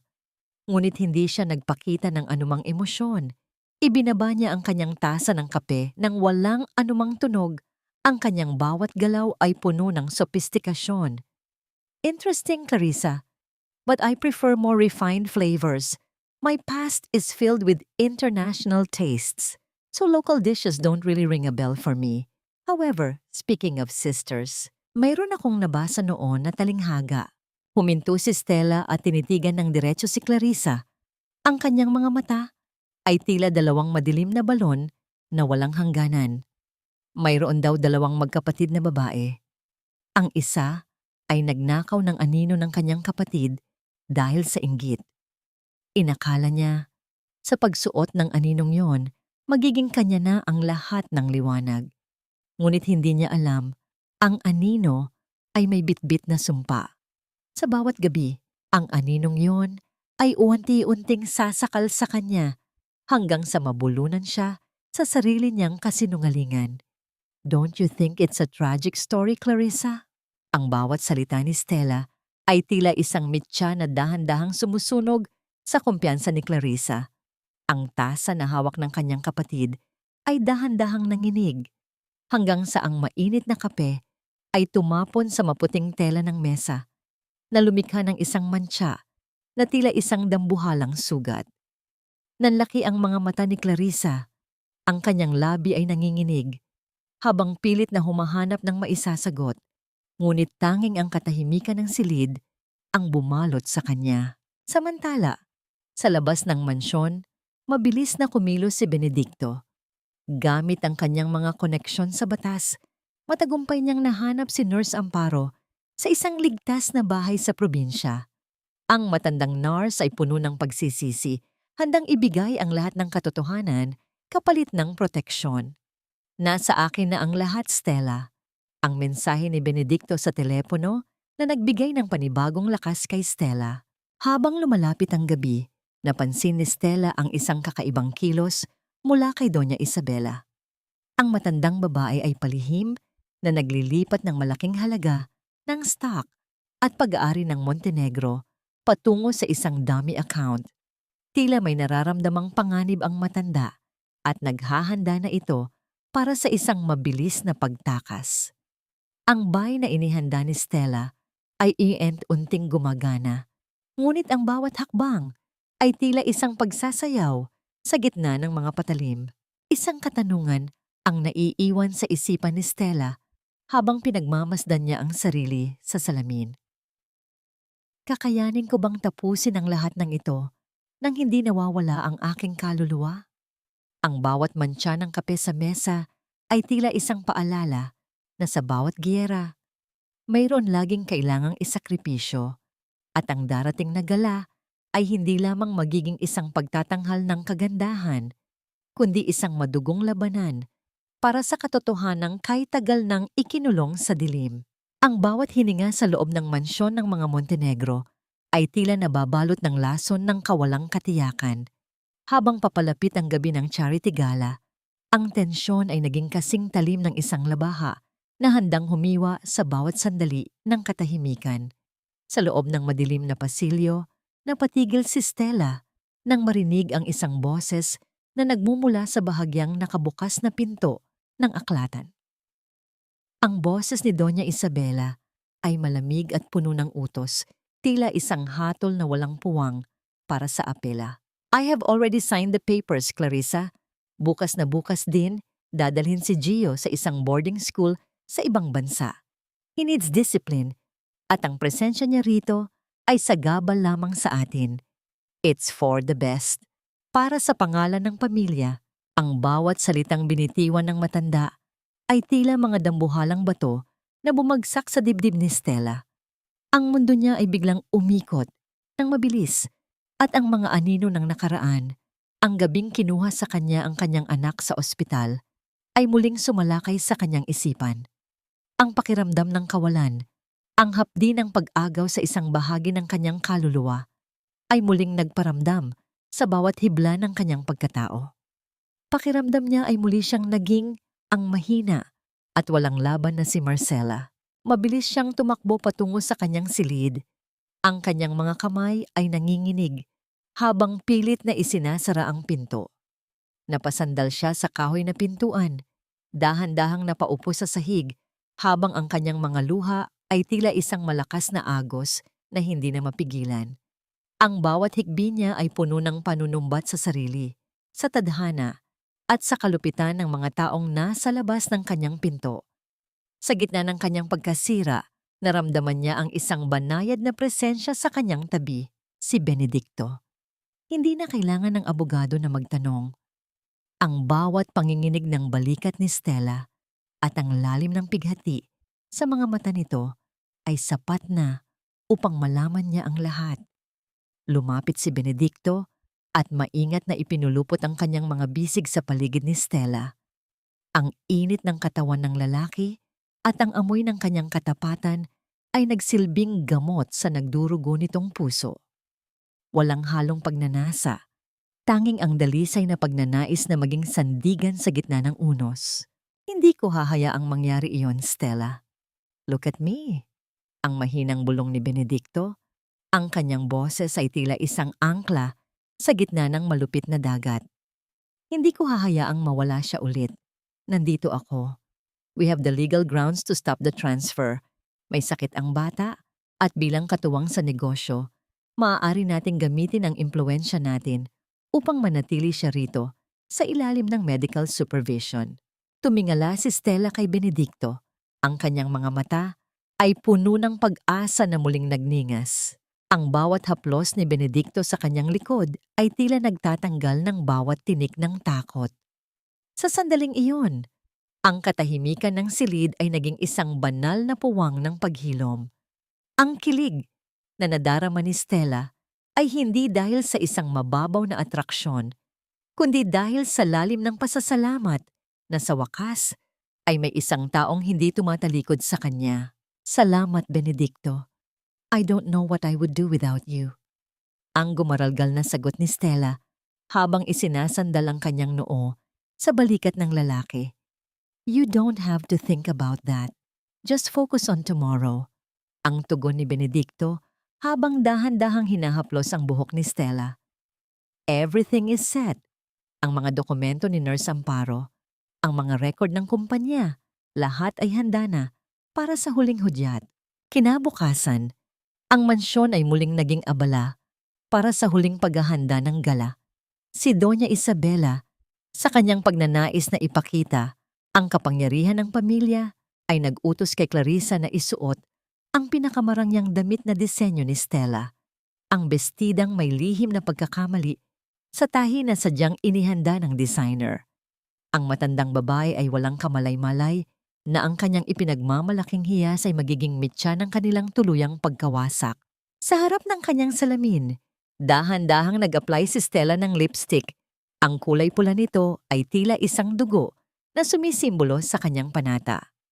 Ang bawat pagpisil niya sa kanyang mga kamay ay isang paalala na ang babaeng nasa salamin ay hindi na ang biktima. Kinuha niya ang kanyang telepono at tinignan ang larawan ni Gio na palihim niyang kinuha kanina. Ang bawat pintig ng kanyang puso ay tila isang countdown para sa pagsapit ng gabi. Ngunit habang tinititigan ni Stella ang kanyang sarili, isang kakaibang pakiramdam ang gumapang sa kanyang dibdib. Isang tanong na hindi niya kayang sagutin. Sapat na ba ang katarungan upang punan ang 7 taon na nawala sa kanila ng kanyang anak? Habang ang huling sikat ng araw ay unti-unting naglalaho sa abot tanaw, ang mansyon ng mga Montenegro ay nababalot ng isang nakabibiminging katahimikan bago ang pagsabog ng katotohanang walang sino mang makakapigil.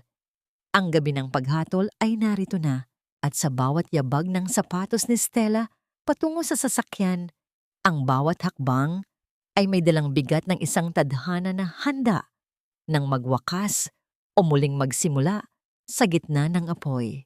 Ang mga kristal na chandelier sa gitna ng malawak na bulwagan ay nagniningning na tila mga bituing nagnanakaw ng liwanag mula sa bawat taong naroroon. Ang halimuyak ng mamahaling pabango at ang tunog ng mga basong kristal na nagtatama ay lumikha ng isang kapaligirang puno ng karangyaan. Ngunit sa ilalim nito ay ang laso ng pagkukunwari na tila isang aninong gumagapang sa pader. Ang gabi ng charity gala ay hindi lamang isang pagtitipon ng mga piling tao sa lipunan. Ito ay ang entablado kung saan ang bawat isa sa mga Montenegro ay handang isuot ang kanilang pinakamagandang maskara. Tumayo si Doña Isabela sa gitna ng entablado. Ang kanyang tindig ay puno ng kapangyarihan at ang kanyang mukha ay nagpapakita ng isang uri ng kabanalan na tanging ang mga sanay sa pagsisinungaling lamang ang makakagawa. Magandang gabi sa inyong lahat. Ang layunin ng gabing ito ay ang itaguyod ang kapakanan ng mga bata sa ating lipunan.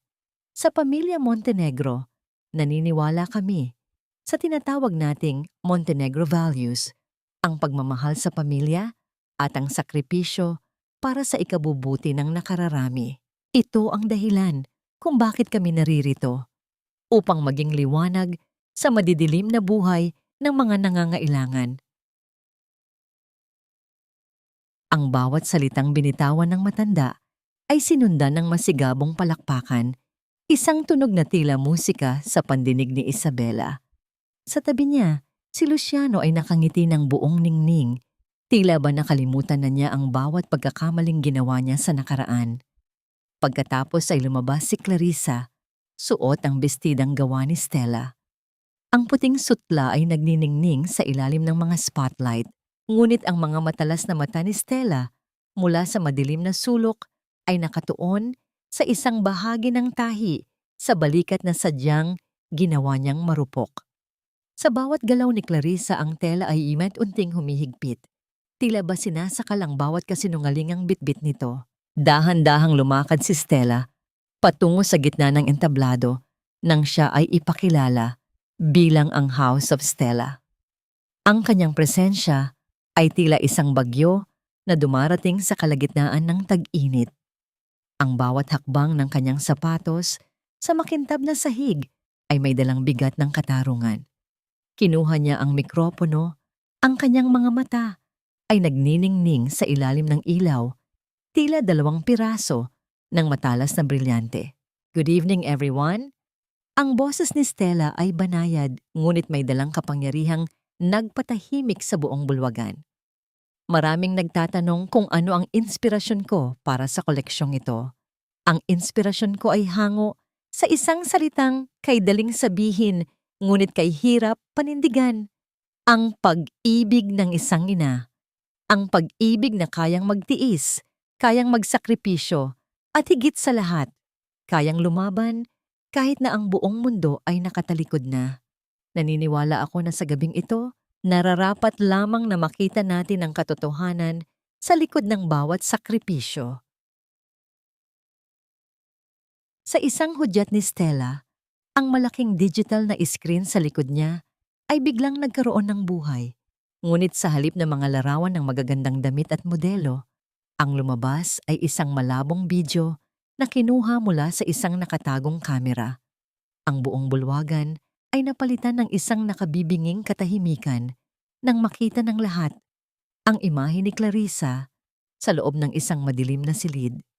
Marahas na hinahablot ang buhok ng isang umiiyak na bata, si Gio. Ang bawat sampal at bawat masasakit na salitang binitawan ni Clarissa ay umalingaw-ngaw sa buong ballroom. Bawat tunog ng pagtama ng kamay sa pisngi ng bata ay tila isang mantsa sa puting sutlang suot ng babae sa entablado. Hindi pa natatapos ang lahat. Ang video ay napalitan ng mga dokumento ng bangko at mga record ng transaksyon na may pirma ni Luciano. Malinaw na ipinapakita ang bilyon-bilyong pisong ninakaw mula sa pondo ng kumpanya at inilipat sa mga dummy accounts sa ibang bansa upang tustusan ng kanilang marangyang buhay habang ang Montenegro Textiles ay unti-unting namamatay. Ang bawat dokumento ay tila isang matalas na palaso na tumatama sa dibdib ni na Isabela at Luciano. Ang mukha ni Doña Isabela ay nawalan ng kulay. Ang kanyang mga labi ay nanginginig, habang ang kanyang kamay ay mahigpit na nakakapit sa podium upang hindi matumba. Si Luciano naman ay tila naging isang estatwa. Ang kanyang mga mata ay nanlilisik sa takot at kahihiyan, habang ang lahat ng mga investor at panauhin ay nagsimulang magbulungan. Ang kanilang mga mukha ay puno ng pandidiri at galit. Sino ang nagbigay sa iyo ng karapatang gawin ito? Ang sigaw ni Clarissa, ang kanyang boses ay pumitlag dahil sa tindi ng histerya. Ang tahi sa kanyang balikat ay biglang bumigay, naglalabas ng isang mahabang pirapirasong tela na tila isang simbolo ng kanyang pagkawasak. Sino ka ba talaga? Why are you doing this to us? Dahan-dahang tinanggal ni Stella ang kanyang malalapad na salamin.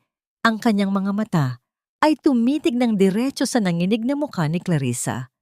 Ang bawat segundo ng katahimikan ay tila isang dambuhalang bigat na bumabagsak sa pamilya Montenegro. Isang mapait na ngiti ang sumilay sa mga labi ni Stella. Isang ngiting puno ng pighati at tagumpay na 7 taon niyang inihanda sa gitna ng dilim. Ang bawat taong naroroon ay tila hihinto sa paghinga habang hinihintay ang sagot na magbabago sa kapalaran ng lahat. Ang gabi ng fanset ay tuluyan ng nagsimula at ang bawat mantsa ng katotohanan ay tila isang dugo na hindi na mabubura sa puting marmol ng mansyon. Sino nga ba ang babaeng nasa harap nila at paano naging ang kanilang inaakalang tagapagligtas ay ang mismong multong muling bumangon upang sila ay lamunin? Ang bawat tibok ng puso sa loob ng bulwagang iyon ay tila naging kasing bigat ng mga yabag ng isang hatol na hindi na mababago. Ang mga bulungan ng mga panauhin ay biglang napawi, napalitan ng isang uri ng katahimikan na tila ba ang lahat ay natatakot na huminga at baka mabasag ang tensyong bumabalot sa paligid. Nakatayo si Stella sa gitna ng entablado. Ang bawat hibla ng kanyang pagkatao ay naglalabas ng isang uri ng liwanag na nagmumula sa 7 taon na kadiliman. Dahan-dahan niyang ibinaba ang kanyang mga kamay mula sa kanyang mukha. Ang kanyang mga mata ay nagniningning sa ilalim ng mga spotlight, tila 2 madilim na brilyante na sumasalamin sa bawat pighati at bawat sakripisyong kanyang pinagdaanan. Tinitigan niya ng diretso si Clarissa, pagkatapos ay kay Luciano, at sa huli ay kay Doña Isabela na noon ay tila isang kandilang uunti-unting nauubos sa gitna ng hangin. Hindi ninyo ba ako kilala? Ang boses ni Stella ay banayad, ngunit bawat salita ay tila isang matalim na talim na humihiwa sa hangin.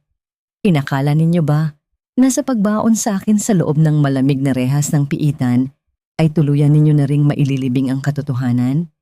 Inakala ninyo ba na sa pag-agaw ninyo sa aking anak ay tuluyan ninyo na ring mapapatay ang pagiging ina ko?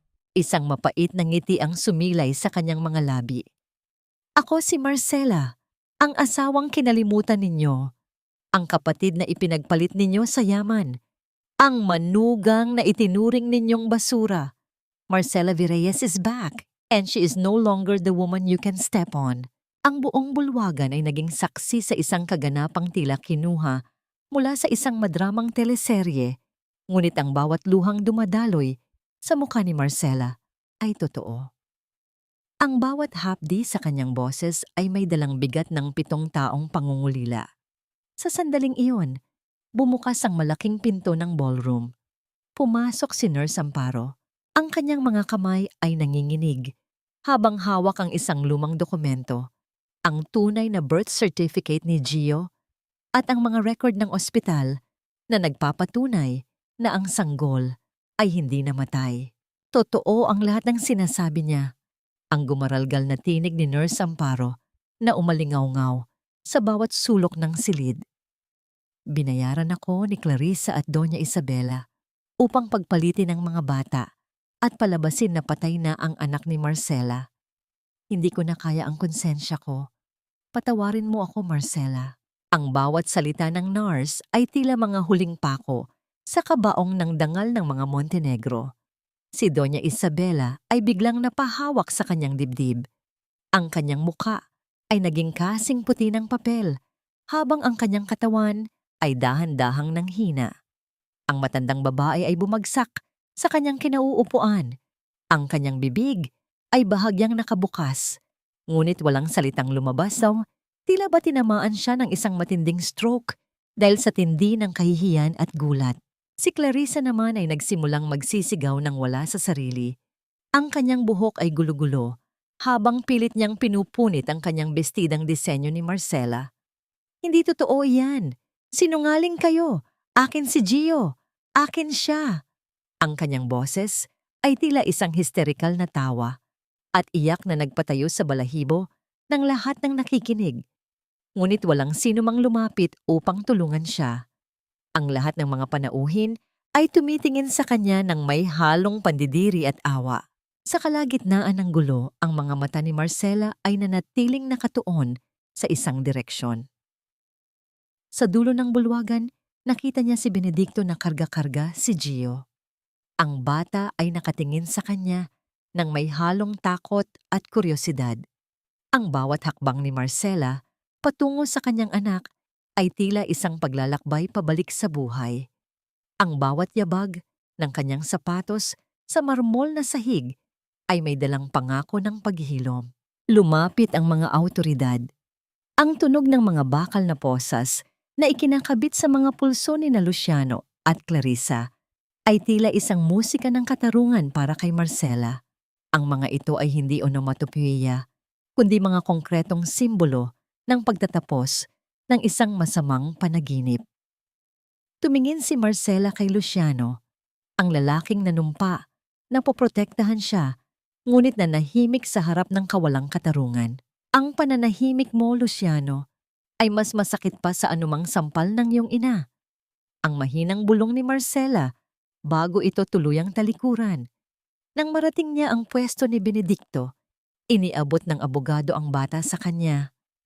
Ang pakiramdam ng maliit na katawan ni Gio sa kanyang mga bisig ay tila isang nawawalang bahagi ng kanyang kaluluwa na muling nagbalik. Ang amoy ng buhok ng bata at ang init ng balat nito ay nagpabaha ng mga luhang puno ng saya at ginhawa sa mukha ni Marcela. Ngunit sa kabila ng tagumpay na ito, isang katanungan ang biglang sumagi sa isipan ni Marcela habang mahigpit niyang yakap si Gio. Ang bata ay hindi gumagalaw. Nanatiling matigas ang katawan nito sa loob ng kanyang yakap. Dahan-dahang inilingon ni Gio ang kanyang mukha. At sa gitna ng kaguluhan, ang kanyang mga mata ay tumitig ng malalim sa mga mata ni Marcela. "Sino po kayo?" ang tanong ng bata. Ang boses ay puno ng kalituhan at kawalan ng pagkilala. "Bakit ninyo po ako niyayakap? Nasaan po si Mami Clarissa?" Ang mga salitang iyon ay tila isang dambuhalang pader na muling humarang sa pagitan ni Marcela at ng kanyang anak. Ang katarungan ay nakamit na. Ang mga kaaway ay nagbayad na. Ngunit ang puso ng kanyang anak ay nananatiling isang dayuhan para sa kanya. Paano mo uumpisahan ang pagiging ina sa isang batang lumaking naniniwalang ang iyong kaaway ang kanyang tunay na magulang? Habang ang mga ilaw ng gala ay unti-unting namamatay, si Marcela ay naiwan sa gitna ng dilim. Yakap ang isang batang hindi siya kilala, habang ang bawat hikbi ng kanyang puso ay tila isang panibagong simula ng isang mahaba at masakit na paglalakbay patungo sa tunay na paghilom. Ang bawat asul at pulang ilaw mula sa sasakyan ng mga awtoridad ay sumasayaw sa mga puting pader ng mansyon. Tila isang babala na ang gabi ng paghahari ng mga Montenegro ay tuluyan ng natapos. Ang ingay ng mga sapatos ng mga pulis sa marmol na sahig ay may dalang bigat ng katarungan, isang tunog na 7 taong ipinagdasal ni Marcela. Sa gitna ng bulwagan, ang mga bakal na posas ay mahigpit na yumakap sa mga pulso ni na Luciano at Clarissa. Ang lamig ng metal ay nagsilbing paalala ng bawat gabing ginugol ni Marcela sa loob ng malamig na selda. "Marcela, makinig ka. Mahal pa rin kita. I was just protecting the family. Gagawin ko ang lahat, babawi ako sa inyo ni Gio." Ang boses ni Luciano ay puno ng pilit na pagsisisi. Ang kanyang mga mata ay nangingilid ang luha habang nakaluhod sa harap ng kanyang asawa. Sinubukan niyang hawakan ang gungay ng damit ni Marcela. Ang kanyang mga kamay ay nanginginig sa takot na mawala ang lahat ng kanyang karangyaan at kalayaan. Tinitigan siya ni Marcela ng may halong pait at pagkaawa.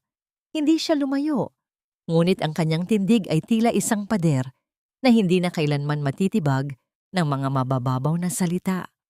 Dahan-dahan niyang hinawi ang kamay ng lalaki. Isang kilos na nagpapahiwatig ng tuluyang pagputol sa ugnayang 7 taon niyang iningatan sa kabila ng sakit. Hindi mo ako pinagkanulo nang makulong ako dahil sa kasalanang hindi ko ginawa, Luciano.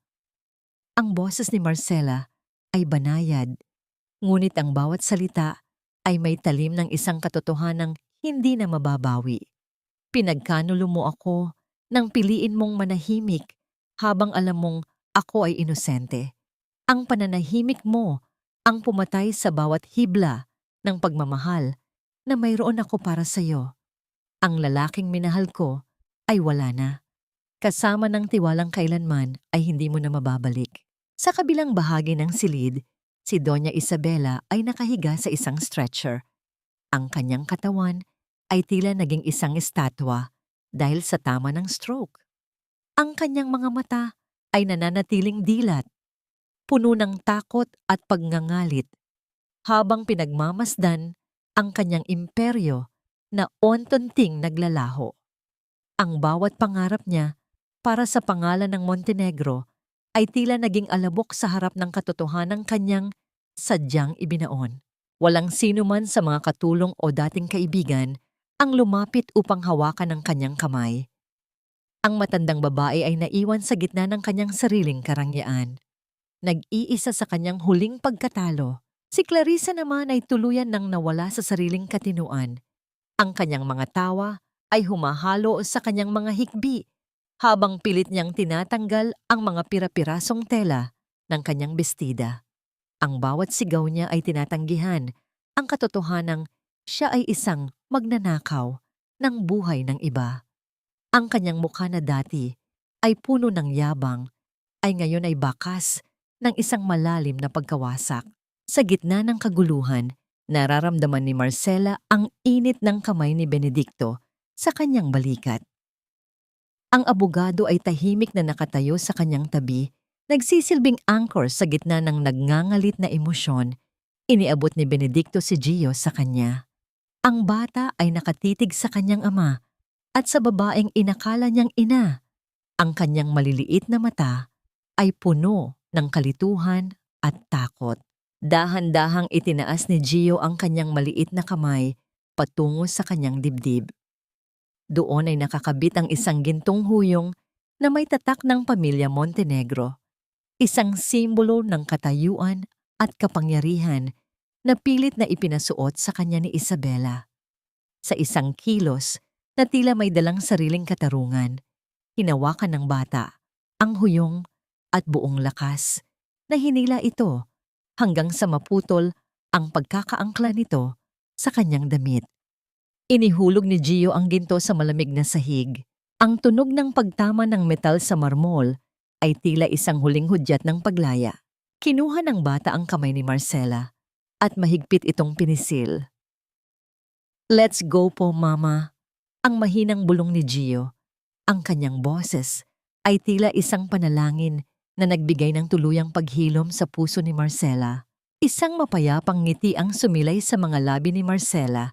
Tumingin siya kay Benedicto at sa mata ng lalaki ay nakita niya ang pangako ng isang bukas na wala ng anino ng nakaraan. Sabay-sabay silang tumalikod sa mansyon, iniwan ang bawat pighati at bawat kasinungalingan sa loob ng nagdidilim na mga pader nito. Ang bawat yabag nila patungo sa labas ay may dalang bigat ng isang bagong simula. Habang naglalakad sila palayo, isang katanungan ang muling bumangon sa isipan ni Marcela habang nararamdaman ang malamig na hangin ng madaling araw. Sapat na ba ang katarungang ito upang hilumin ang mga peklat ng 7 taon? O ito pa lamang ang simula ng isang mas mahabang paglalakbay upang muling buuin ang isang pamilyang winasak ng kasakiman? Ngunit sa pagkakataong ito, hindi na siya nag-iisa. Sa bawat hakbang, ang higpit ng hawak ni Gio at ang presensya ni Benedicto ay tila nagsasabing sa wakas, ang tunay na Marcela ay nakauwi na sa kanyang tunay na tahanan. Sa labas ng mga naglalakihang tarangkahan ng mansyong naging saksi sa kanyang paghihirap, dahan-dahang lumuhod si Marcela upang mapantayan ang tingin ni Gio. Ang malamig na simoy ng madaling araw ay humahalik sa kanilang mga mukha. Ngunit ang tanging init na nararamdaman ni Marcelia ay ang nanggagaling sa maliliit na kamay ng bata na nakakapit sa kanyang palad. Tumingin siya ng malalim sa mga mata ng kanyang anak, ang mga matang kay tagal niyang pinangarap na masilayan ng malapitan. Ang kanyang boses ay nanginig, tila isang marupok na instrumentong pilit na tumutugtog sa gitna ng emosyon. Patawarin mo ako, Gio. Patawarin mo si Mama kung hinayaan kitang maghintay ng ganito katagal. Ang bulong ni Marcela, habang ang bawat salita ay may kasamang luhang dahan-dahang dumadaloy sa kanyang pisngi. Hindi ko alam na narito ka. Hindi ko alam na kinuha ka nila sa akin. Pero mula ngayon, hinding-hindi na kita iiwan. Pangako ko yan sa'yo. Dahan-dahang ipinulupot ni Gio ang kanyang maliliit na bisig sa leeg ni Marcela. Ang mahigpit na yakap ng bata ay tila isang tulay na nagdurugtong sa 7 taon na nawala sa kanila. Sa loob ng yakap na yon, ang lahat ng pait, ang lahat ng galit, at ang lahat ng pagdurusa ni Marcela ay tila uwent-unting natutunaw. Napapalitan ng isang dalisay na pagmamahal na tanging isang ina at anak lamang ang makakaunawa. Ang tibok ng puso ni Gio na nakasandal sa kanyang dibdib ay nagsilbing pinakamagandang musika na narinig niya sa buong buhay niya. Lumipas ang mga buwan na tila isang banayad na agos ng tubig sa isang tahimik na sapa. Ang ingay ng mga boardroom at ang bigat ng mga korporasyon ay pinalitan ni Marcela ng payapang huni ng kanyang lumang makina sa siyongmay ni Nanay Coring. Sa kabila ng mga alok na pamunuan, ang Montenegro Textiles, pinili ni Marcela na talikuran ng yaman at kapangyarihan na puno ng bahid ng kasalanan. Para sa kanya, ang tunay na tagumpay ay ang makitang masayang naglalaro si Gio sa gitna ng mga rolyo ng makukulay na tela. Malaya mula sa takot na dati ay bumabalot sa bata. Isang hapon, habang abala si Marcela sa pagtatapos ng isang disenyo, lumapit si Gio bitbit ang kanyang gamit sa pagpinta. Inilatag ng bata ang kanyang papel sa ibabaw ng mesa. Nakita ni Marcela ang pamilyar na larawan ng Angel Mother na dati ay walang mukha. Ngunit sa pagkakataong ito, ang bata ay gumamit ng mga buhay na kulay. Dahan-dahang iginuhit ni Gio ang isang matamis na ngiti, ang mapupungay na mga mata, at ang maikling buhok na sumasalamin sa kasalukuyang anyo ni Marcela. Tignan mo po, Mama. Tapos ko na po ang drawing ko. Ang masayang sabi ni Gio. Ang kanyang mga mata ay nagniningning sa tindi ng pagmamalaki. Ngayon, alam ko na po kung ano ang mukha ng angel ko. Ikaw po iyon. Napatigil si Marcela.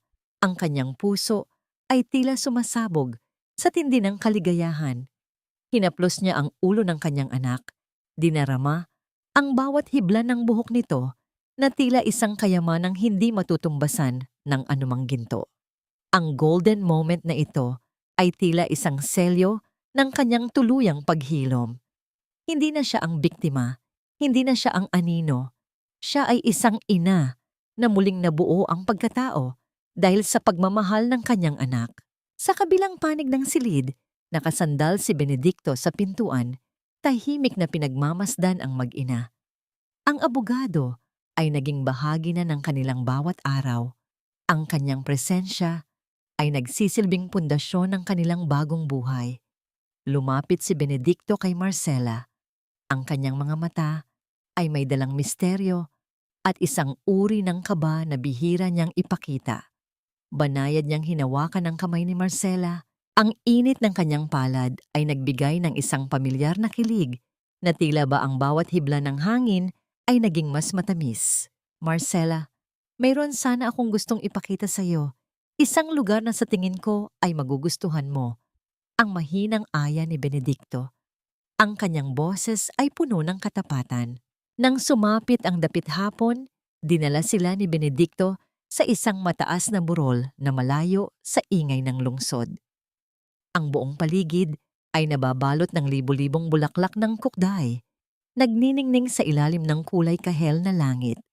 Ang halimuyak ng kalikasan at ang malamig na hangin ay tila isang paanyaya para sa isang bagong simula. Hinawakan ni Benedicto ang magkabilang kamay ni Marcela. Ang bawat titig nito ay tila isang panata na handang panindigan habang buhay. Marcela, 7 taon kang nanirahan sa dilim. Ngunit sa bawat hakbang mo, nakita ko ang liwanag na hindi kailanman namatay sa iyong puso. Ang panimula ni Benedicto, ang kanyang mga mata, ay nananatiling nakatuon sa mga mata ni Marcela. Gusto kong malaman mo na hindi mo na kailangang lumaban ng mag-isa. Gusto kong ako ang maging sandigan mo, ang tahanan mo, at ang katuwang mo sa pagpapalaki kay Gio. Handa ka na bang bigyan ng iyong sarili ng pagkakataong lumigaya muli nang walang anumang pag-aalinlangan? Napatitig si Marcela sa lalaking nasa kanyang harapan. Ang katanungan ni Benedicto ay tila isang dayon na nanggaling sa kilaliman ng kanyang kaluluwa. Habang ang huling sikat ng araw ay unti-unting naglalaho sa abot-tanaw, ang katahimikan ng burol ay naging saksi sa isang desisyong maaring magpabago sa kanyang buong mundo. Handa na nga ba siyang tuluyang buksan ang kanyang puso sa isang bagong pag-ibig? O ang mga peklat ng nakaraan ay sapat na upang manatili siya sa loob ng kanyang sariling kuta?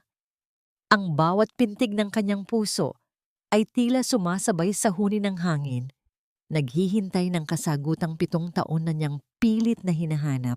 Sa gitna ng burol na nababalot ng mga puting bulaklak, ang bawat haging ng hangin ay tila isang banayad na haplos na nagpapakalma sa mga sugat ng nakaraan.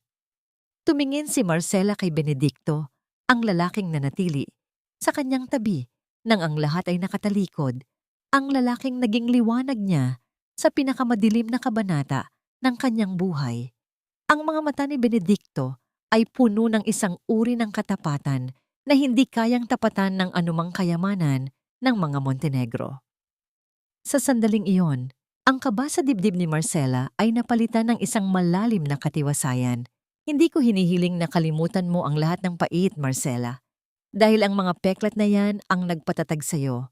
Ang mahinang bulong ni Benedicto habang dahan-dahang hinahawakan ang kanyang mga kamay. Ang tanging gusto ko lang ay bigyan ka ng mga bagong alaala na mas matamis kaysa sa pait na iyong dinanas. Gusto kong maging katuwang mo sa bawat paggising at pagtulog habang sabay nating pinapanood ang paglaki ni Gio. Hindi sumagot si Marcela sa pamamagitan ng mga salita. Sa halip, dahan-dahan niyang isinandig ang kanyang ulo sa balikat ni Benedicto. Ipinipikit ang kanyang mga mata habang dinarama ang init ng katawan ng lalaki. Ang bawat tibok ng puso ni Benedicto ay tila isang pangako na hindi na siya kailanman mag-iisa sa gitna ng unos. Ang kilig na nadarama niya ay hindi lamang isang bugso ng damdamin, kundi isang banal na ugnayan ng dalawang kaluluwang kapwa, nagmula sa pagkawasak, ngunit muling nabuo dahil sa pagtitiwala. Ang dapit hapon ay tila naging isang saksi sa pagtatapos ng paghihiganti at ang pagsisimula ng tunay na paghilom. Habang ang liwanag ay unti-unting naglalaho sa burol sa ibang bahagi ng lungsod, ang kadiliman ay tuluyan ng lumamon sa mga taong naging mitya ng pighati ni Marcela. Sa loob ng malamig na rehas ng piitan ng mga babae, si Clarissa ay nakaupo sa isang madilim na sulok. Ang kanyang buhok ay gulo-gulo at ang kanyang mga mata ay walang buhay na nakatitig sa sementadong sahig. Wala nang nakikinig sa kanyang mga sigaw. Wala nang lumalapit upang aliwin ang kanyang mga luha. Ang mga dati niyang kasamahan sa bilangguan ay nagpapakita lamang ng pandidiri sa isang ina na kayang saktan ang sariling anak para sa yaman. Ang kanyang bawat gabi ay puno ng mga anino ng kanyang sariling kasamaan, isang uri ng pagkabilanggo na mas masakit pa sa anumang bakal na rehas. Sa loob naman ng isang pampublikong pasilidad para sa mga may karamdaman, si Doña Isabela ay nakahiga, hindi gumagalaw at hindi nakapagsasalita. Ang kanyang mga mata ay nananatiling dilat, nakatitig sa maputing kisame na tila ba doon niya nakikita ang lahat ng kanyang mga pagkakamali. Ang dating reyna ng mga Montenegro ay ngayon ay umaasa na lamang sa mga estranghero para sa kanyang bawat pangangailangan. Walang Luciano na dumadalaw, walang karangyaang nagpoprotekta sa kanya. Ang katahimikan ng silid ay tila isang dambuhalang bigat na sumasakal sa kanya bawat segundo. Isang parusa ng tadhana na hindi natatapos sa kamatayan. Si Luciano naman, matapos ang ilang buwang paglilitis, ay nakalaya sa piyansa, ngunit nawala ang lahat ng kanyang ari-arian. Ang lalaking dati ay kinatatakutan at tinitingala, ay ngayon ay naglalakad sa mga lansangan bilang isang estranghero. Pasan ang bigat ng kahihiyan at ang pagsisisi na kay tagal niyang binaliwala. Sa bawat pagpikit ng kanyang mga mata, ang imahe ng kanyang asawa at anak na masayang lumalakad palayo ay tila isang punyal na paulit-ulit na tumatarak sa kanyang puso. Nabalik ang diwa ni Marcela nang marinig niya ang masayang boses ni Gio na tumatakbo patungo sa kanila na dala ang isang bungkos ng mga bulaklak na kanyang pinurol mula sa burol. "Mama, look! Ang ganda po ng mga flowers na ito. Kasing ganda ninyo po." Ang masayang sabi ng bata. Ang kanyang mga mata ay nagniningning sa tindi ng pagmamahal. Kinuha ni Marcela ang mga bulaklak at niyakap ang kanyang anak ng buong higpit. Ang bawat halik niya sa noo ni Gio ay tila isang selyo ng kanyang tagumpay. Hindi siya nagtagumpay dahil sa yaman o dahil sa pagkawasak ng kanyang mga kaaway. Nagtagumpay siya dahil napanatili niyang buo ang kanyang puso para sa kanyang anak. Ang katarungan ay nakamit na. Ang mga peklat ay narito pa rin. Ngunit ang bawat hapdi ay dahan-dahang napapalitan ng isang uri ng kapayapaan na kay tagal niyang hinanap. Habang silang tatlo ay naglalakad pababa ng burol, ang huling sikat ng araw ay nagbigay ng isang ginintuang kulay sa kanilang dinadaanan. Ang bawat hakbang ni Marcela ay may dalang katiyakang hindi na siya muling lilingon sa anino ng mansyon ng mga Montenegro. Ngunit sa likod ng bawat ngiti at bawat tawa, isang katanungan ang nananatili sa kanyang isipan. Tila isang huling hudyat ng paglalakbay na ito. Sapat na ba ang pagmamahal na ito upang tuluyang mabura ang bawat alaala ng 7 taong kadiliman? O ang bawat bukas ay mananatiling isang labanan para sa pananatili ng liwanag na ito? Ang sagot ay hindi na mahalaga sa ngayon dahil sa bawat paghawak ni Gio sa kanyang kamay at sa bawat tingin ni Benedicto, alam ni Marcela na siya ay handa na para sa anumang simula. Ang umaga sa siongmay na pinangalan ng Gio at Coring ay puno ng sariwang simoy ng hangin na nagdadala ng halimuyak ng mga bagong tabas na tela at ang tamis ng kape na nagmumula sa kusina.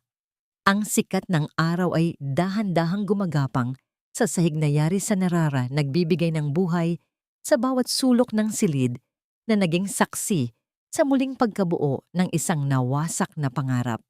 Nakatayo si Marcela sa harap ng isang malaking bintana, pinagmamasdan ng kanyang refleksyon sa salamin. Hindi na niya nakikita ang duguang biktima sa mansyon o ang malamig na anino sa loob ng piitan.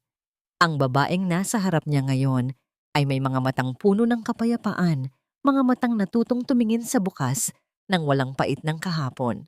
Sa labas ng bintana, sa maliit na hardin na puno ng mga bulaklak ng kukday, makikita si Benedicto na masayang tinuturuan si Gio na magbisikleta. Ang tunog ng masayang boses ng bata at ang banayad na tawa ng lalaki ay lumilikha ng isang himig na mas maganda pa sa anumang kanta. Sa bawat paghinga ni Marcela, nararamdaman niya ang isang uri ng katarungang hindi nanggagaling sa mga dokumento ng korte, kundi sa katotohanang ang kanyang anak ay malaya na at muling natututong tumawa ng walang takot. Napaisip si Marcela tungkol sa tanong ng kapatawaran. Pinatawad na ba niya ang mga Montenegro? Sa lalim ng kanyang puso, alam niyang hindi niya kailanman mabibigyan ng basbas ang ginawang kalupitan ni na Isabela at Clarissa. Ngunit ang kanyang hindi pagpapatawad ay hindi na isang laso na sumasakal sa kanya. Sa halip, pinili niyang buksan ang kanyang mga palad at hayaang liparin ng hangin ang bawat galit at puot. Hindi niya pinatawad ang kanilang kasalanan, ngunit pinatawad niya ang kanyang sarili sa pagiging biktima. Binitawan niya ang lahat ng bigat hindi para sa kanila, kundi para sa sarili niyang kalayaan. Ang tunay na katarungan ay ang mabuhay ng masaya at buo sa kabila ng lahat ng sinira nila. Dahan-dahang lumapit si Gio sa bintana. Bitbit ang kanyang paboritong sketchbook. Ipinakita ng bata ang huling pahina ng kanyang guhit. Doon ang Angel Mother, na dati ay isang malabong anino, ay mayroon ng malinaw na mukha. Ang mukha ni Marcela na nagniningning sa ilalim ng araw. Mama, ito na po ang dulo ng story ng angel ko. Ang masayang sabi ni Gio. Sabi po ni Tito Benedicto, ang mga angel daw po ay hindi lang lumilipad, marunong din daw po silang magtahi ng mga nasirang puso. Naramdaman ni Marcela ang init sa kanyang mga mata. Isang uri ng luhang hindi na dahil sa sakit, kundi dahil sa labis na pasasalamat. Lumapit si Benedicto at maingat na ipinatong ang kanyang kamay sa baywang ni Marcela. Isang haplos na puno ng proteksyon at pagkilala sa bawat laban na kanilang pinagdaanan. Walang salitang lumabas sa pagitan nila. Taming ang katahimikan ng umaga ang nagsilbing saksi sa kanilang wagas na ugnayan. Sa bawat hibla ng tela na dadaan sa kanyang makina, alam ni Marcela na may kalakip itong panalangin. Ang kanyang kwento ay hindi lamang tungkol sa paghihiganti, kundi tungkol sa kapangyarihan ng isang ina na bumangon mula sa sarili niyang abo. Ang mga peklat sa kanyang puso ay mananatili, ngunit ang mga ito ay hindi na tanda ng pagkatalo, kundi mga medalya ng isang mandirigmang natutong magmahal muli. Habang ang araw ay tuluyang tumataas sa langit, ang bawat anino sa mansyon ng mga Montenegro ay unti-unting naglalaho. Pinalitan ng isang liwanag na walang sino mang makakapigil. Ang paglalakbay ni Marcela ay natapos na sa gitna ng kapayapaan, habang ang bawat bukas ay mananatiling isang puting tela na handa niyang bordahan ng mga bagong kulay ng pag-asa. Ang katarungan ay nakamit, ang puso ay naghilom, at sa wakas, ang tunay na Marcela ay malaya na.